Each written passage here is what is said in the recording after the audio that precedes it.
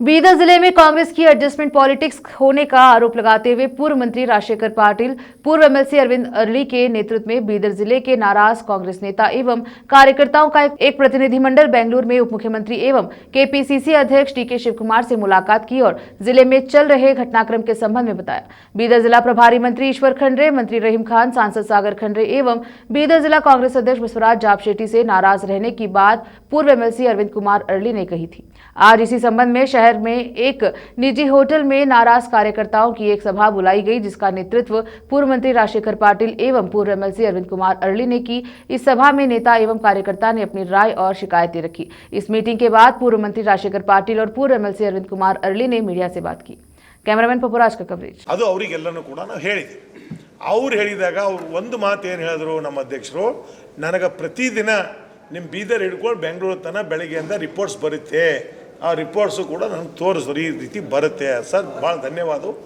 ನಾವು ಕೂಡ ಅದರ ಉದ್ದೇಶಕ್ಕೆ ಬಂದಿದ್ದೀವಿ, ನಮ್ಮ ಬೀದರ್ ಜಿಲ್ಲೆಯಲ್ಲಿ ಆಗ್ತಕ್ಕಂಥ ಘಟನೆ ಏನು ನಡೀತಾ ಇದೆ, ಇದೇನು 2023ರ ಚುನಾವಣೆ ಆಯಿತು, ಚುನಾವಣೆ ಆದ ನಂತರ ಯಾವ ರೀತಿ ಡೆವಲಪ್ಮೆಂಟ್ಗಳು ಆಗ್ತಾ ಇದೆ, ಅಲ್ಲಿ ಯಾವುದ್ಯಾವುದು ಇದೆ ಎಂಬುದೆಲ್ಲನೂ ಕೂಡ ಅವ್ರ ಗಮನಕ್ಕೆ ತಂದಾಗ ಅವರೇ ಸ್ವತಃ ಹೇಳಿದ್ರು, ಇಲ್ಲಪ್ಪ ನಿಮ್ಮ ಬೇಡಿಕೆ ನನಗೆ ಅರ್ಥ ಆಯಿತು, ನಾನೊಂದು ಬೆಂಗಳೂರಿಂದ ಒಂದು ನಿಮ್ಮ ಊರಿಗೆ ಒಂದು ಕಮಿಟಿ ಕಳಿಸ್ತೀನಿ, 4-5 ಜನರಿಗೆ ಕಳಿಸ್ತೀನಿ, ಅಲ್ಲಿರ್ತಕ್ಕಂಥ ಜಿಲ್ಲೆದು ಏನಿದೆ ಸರ್ವೆ ಮಾಡಿಸ್ತೀನಿ, ಅದು ಬಂದ ಮ್ಯಾಗ ಮಾತಾಡೋಣ ಅಂತ ಡಿ ಕೆ ಶಿವಕುಮಾರ್ ಸಾಹೇಬರು ನಮ್ಗೆ ಹೇಳಿದ್ದಾರೆ। ನಾವು ಅದು ಇಲ್ಲೇನಾಗಿತ್ತು ಅಂದರೆ ನಮ್ಮ ಪುಳ್ಳಿಗರವರಾಗಲಿ ಬೇರೆ ಜನ ಆಗಲಿ ಆ ಸಭೆಗೆ ಯಾರೂ ಬರಲಿಲ್ಲ।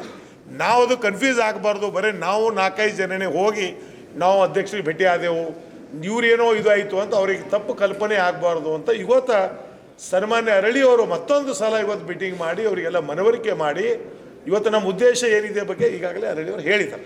ಹಾಗೂ ಕಾರ್ಯಕರ್ತರ ಒಂದು ಸಭೆಯನ್ನು ಇವತ್ತು ಮಾಜಿ ಸಚಿವರಾದ ರಾಜಶೇಖರ್ ಪಾಟೀಲ್ ಸಾಹೇಬರ ನೇತೃತ್ವದಲ್ಲಿ ಇವತ್ತು ಕರೆದಿದ್ದೇವೆ।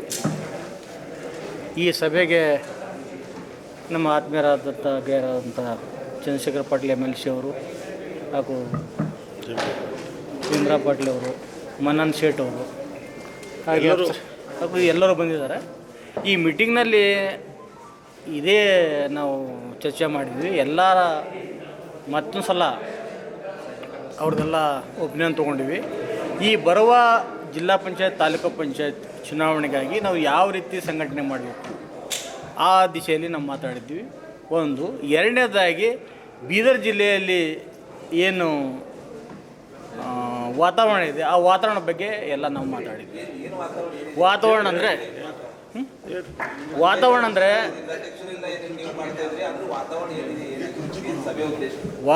ಅಂದರೆ ಇನ್ಚಾರ್ಜ್ ಮಿನಿಸ್ಟ್ರು ಹಾಗೂ ನಮ್ಮ ಜಿಲ್ಲಾಧ್ಯಕ್ಷರು ಕೂಡ್ಕೊಂಡು ಅವ್ರಿಗೆ ಏನು ಮನಸ್ಸಿಗೆ ಬರ್ತದೆ ಅದೇ ಮಾಡ್ತಾರೆ, ಉಳಿದು ಯಾರೇ ನಾಯಕರು ಕೇಳಲ್ರು, ಯಾರೇ ಕಾರ್ಯಕರ್ತರು ಕನ್ಸಿಡರ್ ಮಾಡಲ್ರು, ಮತ್ತು ಕಾರ್ಯಕರ್ತರಿಗೆ ರೆಸ್ಪೆಕ್ಟು ಸಿಗ್ತಲ್ಲ।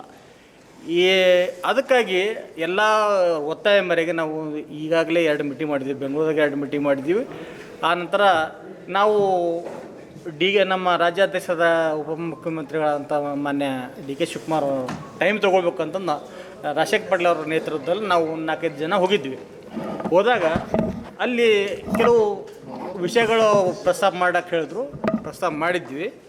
ಇದೇ ವಿಷಯಕ್ಕಾಗಿ ನಿಮ್ಮ ಹತ್ರ ಬರಬೇಕಂತ ಇದ್ವಿ, ನಮ್ಮದೆಲ್ಲ ಜನ ನಿಮ್ಮ ಮಾತಾಡ್ಬೇಕಂತ ಅಂತಂದು ಹೇಳಿದಾಗ ಅವರಂದರು, ಇಲ್ಲ ನೀವು ಏನು ಮಾಡಂತೀರಿ ಅಂದ್ರೆ ಅವಾಗ ರಾಜಶೇಖರ್ ಪಾಟೀಲ್ ಹೇಳಿದ್ರು, ನಿಮ್ದು ನಿಮ್ಮ ಕಡೆದು ಯಾರಿಗಾರ ಸರ್ವೆ ಮಾಡೋಕ್ಕೆ ಕಳಿಸ್ತಿಲ್ಲ, ವಾತಾವರಣ ನಾವು ಹೇಳಿದ್ದು ಕರೆಕ್ಟ್ ಅದ ಇಲ್ಲ ತಿಳ್ಕೊರಿ, ಆನಂತರ ನೀವು ಯಾವುದು ಮುಂದೆ ಕ್ರಮ ತಗೋಬೇಕು ಅಂತಂದು ಒತ್ತಾಯ ಮಾಡಿದಾಗ ಅವರು ಇಲ್ಲ ನಾನು 4-5 ದಿವಸ ಕಳಿಸ್ತೀನಿ, ಆನಂತರ ನಿಮ್ಮ ಎಲ್ಲ ಮುಖಂಡರಿಗೆ ನಾನು ಭೇಟಿ ಆಗ್ತೀನಿ ಅಂತ ಹೇಳಿದರು। ಆ ದಿಶೆಯಲ್ಲಿ ನಾವು ಯಾಕಂದ್ರೆ ನಾವು 2 ಮೀಟಿಂಗ್ ಮಾಡಿದ್ವಿ, ಎಲ್ಲ ನಾಯಕರು ತೊಗೊಂಡು ಎಲ್ಲ ಮುಖಂಡರು ತೊಗೊಂಡು ಮಾಡಿದ್ದಿಲ್ಲ। ಆ ಮಾಡಿದ್ಮೇಲೆ ನಾನು 4-5 ಜನನೇ ಅಲ್ಲಿ ಹೋಗಿದ್ವಿ, ನಾವು ಟೈಮ್ ತೊಗೊಳಕ್ಕಂತ ನಾವು ಡೆಲಿಗೇಷನ್ ಮಾಡೋಕೆ ಡೆಲಿಗೇಷನ್ ಭೇಟಿ ಆಗಲಿಕ್ಕೆ ಟೈಮ್ ತೊಗೊಳೋದು ಹೋಗಿದ್ವಿ। ಬಟ್ ಆ ಟೈಮ್ನಾಗ ಅಲ್ಲೆಲ್ಲ ಸ್ವಲ್ಪ ಮಾತಾಯಿತು। ಆ ಮಾತಾಗಿಂದು ಡಿ ಕೆ ಶಿವಕುಮಾರ್ ಅವರು ಫೇಸ್ಬುಕ್ನಾಗ ವೈರಲ್ ಮಾಡಿದ್ರು, ಫೋಟೋಗಳೆಲ್ಲ ವೈರಲ್ ಮಾಡಿದ್ರು, ಟಿ ವಿಯಲ್ಲಿ ಬಂತು। ಅವಾಗ ಟಿ ವಿ ಬಂದಾಗ ಜನರಿಗೆ ಏನಾಗ್ತೀವಿ, ನಮ್ಮ ಏನು ಸಮಸ್ಯೆ ಹೇಳಿರಲ್ಲ ಅವ್ರಿಗೆ ಏನು ಅನಿಸ್ತದ, ಎಲ್ಲಪ್ಪ ನಾವು ಎಷ್ಟು ಜನ ಇದ್ದೀವಿ, ನಮಗೆಲ್ಲ ಬಿಟ್ಟರೆ ಇವ್ರು 4 ಜನ ಹೋದ್ರಲ್ಲ ಏನು ಮಾತಾಡಿದ್ರು ಅನ್ನೋದು ಗೊಂದಲ ಇರ್ತದೆ। ಆ ಗೊಂದಲ ನಿವಾರಣೆ ಮಾಡಬೇಕು ನಾವು ಅಲ್ಲಿ ಹೋಗಿ ಏನಾಗಿದ್ದೆ ಅವು ಏನೇನು ವಿಷಯ ಚರ್ಚೆ ಮಾಡಿದ್ವಿ ಅಂತ ಹೇಳೋಕ್ಕಾಗ क्या चर्चा चला बोलो तो जो हम बेंगलोर में केपीसीसी अध्यक्ष महोदय डीके शिवकुमार को जो हम मिले, हम कुछ ही लोग उनको बात करने के वास्ते गए थे, मिलकर आधा घंटा उनके साथ हमने चर्चा की। डिस्ट्रिक्ट के बारे में क्या हो रहा क्या नहीं, उनको पूरा बीदर डिस्ट्रिक्ट के बारे में हमने बताया। बताने के बाद साहब ने बोले ठीक है, हम एक टीम है से हम भेजेंगे, क्या तुम्हारा बीदर डिस्ट्रिक्ट में क्या प्रॉब्लम चल रहा है, हम सब वो देख कर आने के बाद हम आपको बुलाकर बात करेंगे बोलकर अध्यक्ष महोदय बोले। तो बोलने से ये कुछ लोगों को क्या प्रॉब्लम था बोलो तो खाली 4 लोग ही गए, 5 लोग ही गए, हमारे को नहीं बोले बोलकर उनको समाधान नहीं होना। तो हमारे अरली जी क्या करें, फिर यहाँ पर बीदर में एक मीटिंग बुलाएंगे, उनको सबको बोलेंगे बोलकर आज मीटिंग सब हम एक ही पार्टी में है। देखो भैया सुनिए, हम एक ही पार्टी में है, एक ही पार्टी में है क्या? मेरा पार्टी अलग है, ईश्वर खंडरे का पार्टी अलग है क्या? रहीमखान का अलग है क्या पार्टी? एक ही कांग्रेस में है, फिर एक ही कांग्रेस में रहने के बाद दोस्ती नहीं था ना। असमाधान क्यों है सर? असमाधान सिद्धांत के ऊपर है, असमान क्यों है अभी तो पूरा बोल दिया ना, अभी मालूम नहीं हो गया। हमारे अरली साहब सब कुछ बोले, मैं ज़्यादा बोलना नहीं चाहता हूँ। जो हो रहा जो नहीं हो रहा, हम डिस्ट्रिक्ट के लिए कोई बता रहे नॉमिनेशन के वास्ते कर रहे, भैया मैं माफ़ी चाहता हूँ, नॉमिनेशन के वास्ते हमारा नहीं है। नॉमिनेशन किसको करे किसको नहीं कर रहे हम उसके बारे में चर्चा नहीं है, वो तो पॉलिसी मैटर है। नॉमिनेशन कब कर रहे हैं वो जब करेंगे। कुछ लोग बता रहे मीडिया में नॉमिनेशन नहीं करे, वो कर नॉमिनेशन का नहीं, जो पार्टी में डिस्ट्रिक्ट में क्या प्रॉब्लम चल रहा है उसके बारे में हम चर्चा मालूम हो गया। ये डिस्ट्रिक्ट का प्रॉब्लम समस्या तुम बोल रहे ईश्वर खंडरे दुश्मन, ईश्वर खंडरे मेरा दोस्त है, अरली भी मेरे दोस्त है, रहीम खान भी दोस्त है, हमारे लक्ष्मण बुल्ला साहब भी दोस्त है, आजिज साहब पुराने हमारे पिताजी के साथ भी काम करो से सब दोस्त है, उसमें कोई लेकिन सिद्धांत रहना ना, सिद्धांत के ऊपर झगड़ा चल रहा है और कुछ नहीं। करेक्ट है, धन्यवाद।